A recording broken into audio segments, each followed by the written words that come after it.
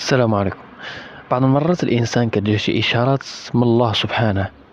الله كيعطيك إشارات اللي هما يعني صغارين، وخص يكون عندك الرادار كبير باش تشدك الإشارات وترجمهم للواقع. نقولك مثال، مثلا انت كنتي خدام في شي طريق، ماشي في شي طريق، وبات لك واحد الإشارة اللي هي بانت لك سهلة، أو لا جربتي خدمتي وعطاتك واحد الخدمة، يعني واحد الخدمة لقيتي فيها ما تبدلاش، كتكون إشارة من الله سبحانه وتعالى أن هذيك هي الطريق ديالك. لكن إلا بقيتي تبدل وتبدل وتبدل راه ما تلقى والو.